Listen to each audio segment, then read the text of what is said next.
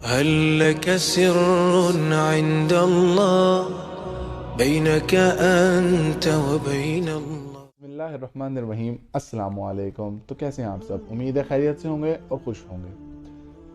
आज इस बारे में वीडियो है। बहुत लोगों ने मुझे कमेंट्स किए। आई एम रियली सॉरी कि मैंने इतना टाइम लगा दिया इसको बनाने में, इतने कमेंट्स इसके बारे में कि इस पे बना दें। तो बस माज़रत टाइम की वजह से और कुछ और टॉपिक्स लाइन में थे तो इसलिए, लेकिन फाइनली तहज्जुद पे बात करते हैं। तहज्जुद एक बहुत ही इम्पोर्टेंट उस लिहाज से है कि जहाँ बंदे ने अपने अल्लाह से ताल्लुक़ बनाना है। ठीक है, मैं सिर्फ समझाना चाह रहा हूँ कि तहज्जुद असल क्या है और असल में तहज्जुद का फ़ायदा क्या है। तहज्जुद की नमाज मेरे नज़दीक, जितना मैंने नॉलेज, अल्लाह ने जो थोड़ा बहुत मैंने जितना स्टडी किया और जितना पता किया है, तहज्जुद अल्लाह से जुड़ने का सबसे बेहतरीन तरीका है। तहज्जुद अल्लाह और बंदे के दरमियान ताल्लुक़ बनाने का सबसे ज़बरदस्त तरीका है। कोई इंसान अल्लाह का कुर्ब हासिल करना चाहता है, अल्लाह से लगाव लगाना चाहता है, दोस्ती करना चाहता है, अल्लाह के करीब जाना चाहता है, इन सब के तरीक़ों में सबसे ऊपर तहज्जुद आता है। तहज्जुद की नमाज, तहज्जुद का वक्त, इन सब की फजीलत है। अगर हम कुरान से देखें तो सूरह अल सजदा में आयत नंबर 16, 17, 18 में अल्लाह ताला ने अपने उन बंदों की तारीफ़ की है और अपने उन बंदों की डेफिनेशन बताई है जो अल्लाह के बंदे हैं और तहज्जुद में उठते हैं। अल्लाह ताला ने क्या फरमाया, मफ़हूम बता रहा हूँ कि अल्लाह ने कहा कि मेरे बंदे वो हैं जो तहज्जुद के वक्त अपने जिस्म को अपने बिस्तरों से जुदा कर लेते हैं।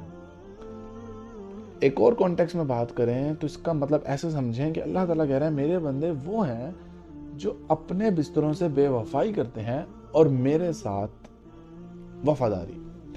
साथ वफादारी को प्रूव करते हैं और वफादारी करते हुए अपनी नींद को कुर्बान, अपनी नींद के साथ बेवफाई, बिस्तर के साथ बेवफाई, आराम ऐश सब के साथ बेवफाई करके मेरे पास आते हैं। और वो मेरे पास किस तरह आते हैं? एक मिली जुली कैफियत के साथ आते हैं जिसमें खौफ भी होता है और उम्मीद भी होती है। ये जो एक मफहूम है ना, बहुत ही खूबसूरत है कि मेरे बंदे मेरे पास जब आते हैं तो खौफ भी होता है उनमें और साथ ही साथ उनमें उम्मीद होती है। इससे हमें एक चीज़ नज़र आ रही है कि कभी कभार हम सोचते हैं और लोग कहते हैं कि यार शायद हमें अल्लाह से नहीं मांगना चाहिए। ये बहुत गलत बात है। जब इंसान अल्लाह से कुछ मांगे ना और ये कहते हैं कि ठीक है बस जो जैसे अल्लाह ताला है ठीक है, ओके, कोई मसला नहीं, हमें कुछ चाहिए, ये बहुत गलत बात है। अल्लाह को तो पसंद यही है कि मेरा बंदा के अंदर, मेरे बंदे में जो मैंने ख्वाहिशात को डाला है, मेरा बंदा उन ख्वाहिशात को पाने के लिए मेरे पास आए और मुझसे मांगे ताकि मैं उसे अता करूं। ये तो एक तकब्बुराना फीलिंग है और एक अप्रोच है कि हम कुछ मांगे ही ना, कि हमें तो कुछ चाहिए ही नहीं, हमें ठीक है, जबकि हमें बहुत सी चीज़ चाहिए। हर इंसान की कोई ना ख्वाहिश है, हर इंसान को कुछ ना कुछ चाहिए, लेकिन कभी कभार वो फील नहीं करता कि वो जो ख्वाहिशात अल्लाह से उसे करनी चाहिए थी। जब नबी हज़रत मोहम्मद सल्लल्लाहु अलैहि वसल्लम ने फरमा दिया हदीस में, इसका मफहूम ये है कि अगर कोई जूते का तस्मा भी किसी शख्स को चाहिए तो वो भी अल्लाह से मांगे। तो वहाँ इस चीज़ का डिनाई हो जाता है कि वो शख्स जो है वो जूते का तस्मा बजाय अल्लाह से मांगने के लोगों से मांग रहा होता है और उसे अंदाज़ा नहीं होता, उसके नज़दीक तो मेरी कोई ख्वाहिशात नहीं है, जबकि वो जूते का तस्मा जो चाहिए था वो ख्वाहिश ही थी उसकी।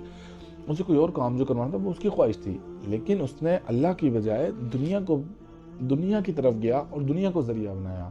ये वो गलती कर जाता है। अब हमें जो चीज़ समझनी है वो क्या है कि अल्लाह ने आयत में भी फरमा दिया कि मेरे बंदे जब मेरे पास आते हैं, तो मेरे बंदे कौन है जो आते हैं मेरे पास किस तरह से? एक डर खौफ जो अल्लाह से है, एक वो कैफियत और एक उम्मीद की कैफियत लेकर। डर खौफ लेकर कि मेरा अल्लाह मुझे सज़ा दे सकता है, मेरे इतने गुनाह हैं, मेरी ज़िंदगी के जो गुनाह हैं उसके इवज़ मुझे सज़ा मिल सकती है, तो मैंने अल्लाह से जाके तौबा करनी है। उम्मीद की क्या कैफियत हुई कि जो मिलना है अल्लाह से मिलना है, मुझे कोई चीज़ चाहिए आज तो फिर मैं ये लेकर ही छोड़ूंगा। कैसे? जिस तरह इंसान को कोई चीज़ चाहिए होती है तो मेहनत करता है, वो कहता है मुझे मेहनत। अगर आप देखें अल्लाह भी मेहनत के बदले में चीज़ें देता है। अब वो मेहनत अलग तरह की है, उस मेहनत को समझना पड़ेगा कि अल्लाह कह रहा है मेरे बंदे जो हैं उम्मीद के साथ आते हैं कि जब उन्हें कोई चाहिए तो वो कहते हैं यार आज एक दिन हो ही जाए, आज का दिन जो मैंने लगाना है ना, आज मैं ये चीज़ लेकर रहूँगा। कैसे? सो गए, आज मैं उठूँगा तहज्जुद में उठे, अल्लाह के लिए उठे। अल्लाह हर चीज़ देख रहा है कि मेरा बंदा मेरे लिए बिस्तर से उठा, स्पेशली आज प्लान करके सोया پلان کر کے اٹھا کہ میں نے آج اللہ کو منانا ہے اور یہ چیز لے کر جانی ہے اللہ کے پاس سے. یہ ہے اپروچ جو ہمیں چاہیے, کیونکہ اللہ نے کہا جو چاہیے میرے سے مانگو, کیا چاہیے جو مرضی, کوئی حد نہیں بتائی, کوئی لسٹ نہیں اللہ نے دی کہ یہ چیزیں آپ مانگ سکتے ہو, یہ چیزیں نہیں مانگ سکتے. اللہ اور بندے کا تعلق ہر بندے کے ساتھ الگ ہے. جو انسان اپنے اللہ سے جیسا گمان کرے گا, جیسا تعلق بنائے گا, اللہ اس کے ساتھ ویسا ہی ہو جائے گا. اور یہ حدیث میں بھی کہ اللہ ہر شخص کا اس کے گمان کے مطابق ویسا ہو جاتا ہے. تو اب انسان نے تعلق بنانا ہے, وہ اٹھا امید کے ساتھ, خوف کے ساتھ اللہ کے پاس گیا, تو وہ اللہ کو پسند ہے. اللہ تعالیٰ اس شخص کا انتظار کرتے ہیں کہ میرا بندہ کب میرے پاس آئے گا تو میں اس کو عطا کروں گا, مانگے گا تو میں اس کو دوں گا. اس کے بعد کیا کہا کہ اللہ کے بندے, اسی آیت میں آگے بھی بڑی زبردست بات بتا دی کہ اللہ کے بندے وہ بھی ہیں کہ جو مال انہیں پھر اللہ دیتا ہے اس میں سے اللہ کی راہ میں خرچ کرتے ہیں. اس کا مطلب ہے جو شخص تہجد کا عادی ہو گیا اور تہجد میں اللہ سے جس نے تعلق جوڑ لیا, اور ساتھ ہی ساتھ جس طرح آیت میں ساتھ ہے اسی طرح آپ نے بھی اپنی زندگی میں ساتھ جو مال اللہ سے ملا, جو چیزیں نعمتیں اللہ سے ملی, اس میں سے اللہ کی راہ میں خرچ کرنا شروع کر دیا, تو میٹر سالو ہو گیا. اس کا مطلب ہے تو اس طرح سے ہم اللہ کے پسندیدہ بندوں میں شمار ہو گئے. 2 کام ہو گئے, یہ تو صرف اتنا آسان. تو یہ اللہ نے بتایا, پھر بتایا کہ میرے بندے رات کو کم سوتے ہیں اور سحری کا وقت, آیت میں جو معنی میں سحری کا وقت ہے, اس کا مطلب ہے وہی تہجد کے وقت میں میرے سے استغفار کرتے ہیں. اس کا مطلب ہے استغفار کا بھی بہترین وقت تہجد ہے. استغفار کسی کو توبہ چاہیے اللہ کے دربار سے, اللہ کے خزانوں میں سے کچھ چاہیے, اللہ سے معافی چاہیے, اللہ کی رحمت چاہیے, کچھ بھی, تو تہجد کا وقت از دی بیسٹ وقت. کیوں؟ اللہ نے خود فرما دیا. تو جب اللہ نے کہا کہ مجھے یہ وقت پسند ہے تو ہم کیوں نہیں.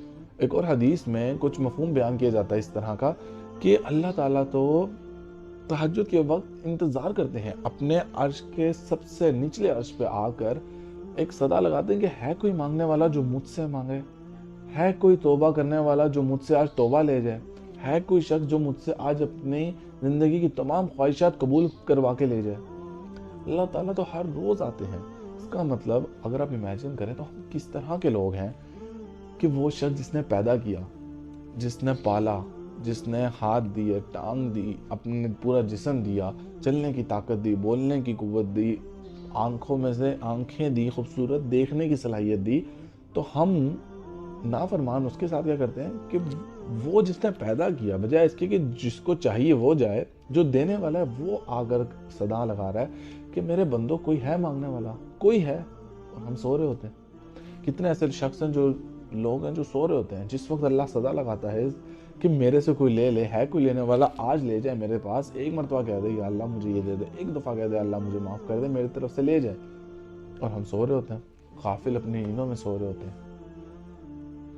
تو میرے بھائیوں اور بہنوں, یہ ہے اصل جو ہمیں سمجھنا پڑے گا کہ اللہ سے تعلق ہمیں ہی بنانا پڑے گا. اللہ تعالیٰ تو ہر وقت پیار کر رہے ہیں, تعلق بنا رہے ہیں کہ میرے سے بنا لو. مطلب اللہ تعالیٰ خود کہہ رہے ہیں یار میرے بندے, کامیابی چاہیے نا, شہرت چاہیے نا, عزت چاہیے, مال چاہیے, دنیا کی کوئی چیز جو تم دیکھتے ہو تمہیں چاہیے تو مجھ سے کہو.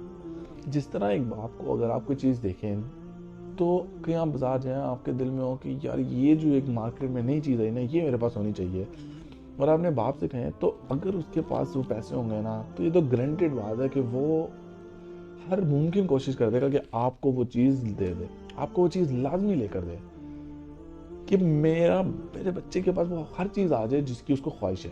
اس مارکیٹ میں, اس دنیا میں آج تک جو چیز آئی ہے وہ میرے بچے کے پاس ہو, اس کی تمام خواہشات پوری ہو جائیں.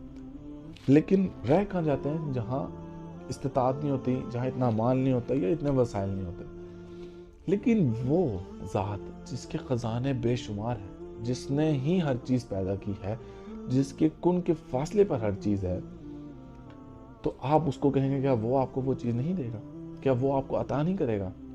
بالکل کرے گا. صرف مانگنے کا طریقہ ہونا چاہیے, اور جلدی نہیں ہے کبھی بھی, دعا میں جلدی نہیں, صبر پیدا ہونا چاہیے. کیونکہ اگر آپ دیکھیں تو اللہ ہم سے پیار کرتا ہے. اللہ نے اپنے حبیب, اپنے نبی سے وعدہ کیا تھا صلی اللہ علیہ وسلم سے کہ اے میرے نبی, میں آپ کی امت کا آپ کے بعد خیال رکھوں گا.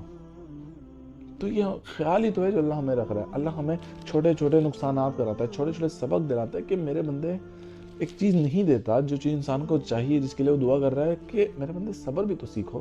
اگر اللہ نہیں سکھائے گا تو مجھے بتائیں آپ کو کون صبر سکھائے گا؟ کون ہے جو آپ کو زندگی سکھائے گا کہ زندگی گزارنے کا اصل طریقہ کیا ہے؟ آخر کون؟ اگر اللہ نہیں سکھائے گا تو کون؟ لیکن یہ ہم بد نصیب ہے کہ ہم سمجھ نہیں پاتے. اللہ اگر کوئی نقصان کرواتا ہے، کوئی خواہش پوری نہیں کرتا، تو اس کے پیچھے ایک ریزن ہوتی ہے. اس ریزن کو تلاش کیا کریں کہ اللہ ہمیں کیا سکھانا چاہ رہا ہے اس سے. کیا اللہ میری زندگی میں کیا چیز نہیں ہے جس کا ایڈیشن کروانا چاہتا ہے؟ کیا میں اللہ کے راستے پہ ہوں یا نہیں؟ اکثر کتنے ایسے واقعات ہیں کہ اللہ نے کسی کا کوئی نقصان اور کسی کو ایک جگہ سے ہٹایا صرف اس لیے کہ یہ میرا بندہ میری طرف آ جائے، اور جب وہ شخص اللہ کی طرف چلا گیا تو اللہ نے اسے ہر چیز عطا کر دی. تو اللہ یہی تو ہے جو سکھانا چاہتا ہے. اللہ تعالیٰ تو انسان کو بس سکھانا چاہ رہا ہے کہ میرے بندے تو سیکھ لے، صبر کرنا سیکھ لے، اطاعت کرنا سیکھ لے، عاجزی سیکھ لے، اپنے اندر جو ہے جو بخیل ہونے کا ایلیمنٹ ہے وہ نکال دے، سخی ہو جائے. یہ ہر چیز اللہ سکھاتا ہے کہ میرا بندہ تو سیکھ لے. جس دن وہ اللہ کے بندے نے یہ تمام چیزیں سیکھ لیں، پوری دنیا اس کے قدموں میں آ جائے گی. لیکن اس کے لیے محنت ہے، جو محنت ہمیں کرنی پڑے گی. جب تک ہم قرآن اور یہ اللہ کو نہیں جانیں گے کیسے پتہ چلے گا؟ اور گناہ کو لازمی گناہ سمجھیں. سب سے بڑا مسئلہ یہ ہے کہ ہم زندگی میں کچھ بھی کرتے ہیں، کوئی فرق نہیں پڑتا، لیکن عبادت نہ چھوڑیں. میں پھر وہی بات کروں گا کہ اللہ نے قرآن میں صاف فرما دیا، تو اس بات کو سمجھنا چاہیے کہ اللہ نے کیا کہا کہ شیطان تمہارا جو دشمن ہے، تم نے اس کو جب دشمن سمجھنا ہے تو شیطان کی اصل چال کیا ہے کہ شیطان شراب پلاتا ہے اور غلط کاموں میں، مفہوم بتا رہا آیت کا کہ معنی آپ دیکھ سکتے ہیں کہ جو شیطان ہے وہ شراب، جوا، بدکاری، جھوٹ، فریب، یہ تمام جتنے بھی گناہ ہیں آپ کو ملوث کرتا ہے، ان سب کے اندر انوالو کیوں کرواتا ہے؟ مین مقصد کیا ہے؟ اللہ نے خود بتا دیا آیت میں کہ تاکہ تمہیں نماز اور اللہ کی یاد سے دور رکھ سکے. اصل مقصد یہ ہے. تو آپ جو بھی کرتے ہیں، چاہے گانے گاتے ہیں، بجاتے ہیں، آپ وٹ ایور فیلڈ میں، آپ جس مرضی فیلڈ میں، کوئی فرق نہیں پڑتا. نماز آپ نہ چھوڑیں، کوئی فرق نہیں پڑتا آپ جس بھی فیلڈ میں ہیں، کوئی مسئلہ نہیں، کوئی ٹینشن ہی نہیں ہے. اگر آپ وہ نہیں چھوڑ سکتے نا تو یہ بھی نہ چھوڑیں. اگر آپ گناہ نہیں چھوڑ سکتے تو نیکی بھی نہ چھوڑیں. شیطان انشاءاللہ ناکام ہو جائے گا. کیوں؟ کہ اس کا مقصد یہ نہیں کہ آپ یہ گناہ کریں، اس کا مقصد یہ ہے کہ آپ یہ گناہ کریں اور اس گناہ میں انوالو ہونے کی وجہ سے شرمندگی میں اور اس کے میں تو اتنا گناہ گار ہوں، آپ اصل نیکی کا کام بھی چھوڑ دیں. یہی ہوتا ہے. اکثر داڑھی رکھتے ہوئے انسان سوچتا ہے کہ میں تو اتنا گناہ گار ہوں، میں کیسے داڑھی رکھ سکتا ہوں؟ نہیں، انشاءاللہ جب میں اپنے اعمال ٹھیک کر لوں گا نا، یہ گناہ، یہ دھوکہ دہی، یہ چوری حتیٰ کہ میں ٹھیک کر لوں گا تو میں داڑھی رکھ لوں گا. سراسر غلط ہے. اصل چال ہی شیطان کی یہ ہے کہ یہ ایک گناہ جو شاید چھوٹا ہو، شاید وزن میں کم ہو، اس کی وجہ سے تم یہ سوچو، اور سب سے بڑی نیکی جو ہر وقت ہر سیکنڈ تمہیں جس کا ثواب ملے گا، جو اتنی بڑی نیکی ہے اس کے عوض شاید کتنا بڑا گناہ ملے، تم وہ چھوڑ دو.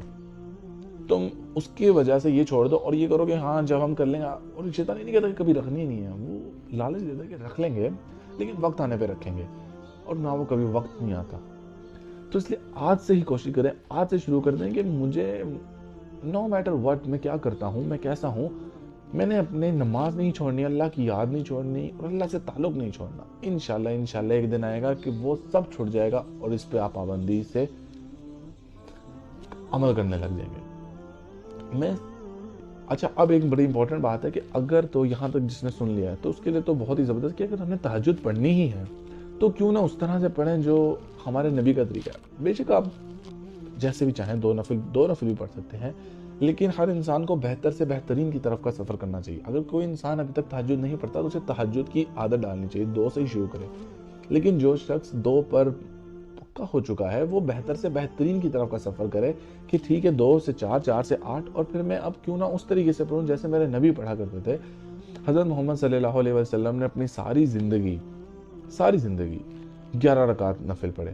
11 کیسے رکعت پڑھے کہ آپ صلی اللہ علیہ وسلم عشاء کے وتر نہیں پڑھتے تھے. ایک اور بات میں نے جو سنی تھی مفتی طارق مسعود صاحب سے کہ وتر کو افضل ہے کہ آخری نماز کیا جائے، وتر کے بعد کوئی نماز نہ پڑھی جائے، مطلب کوئی نفل کچھ نہیں، وتر کو سب سے آخر میں پڑھا جائے.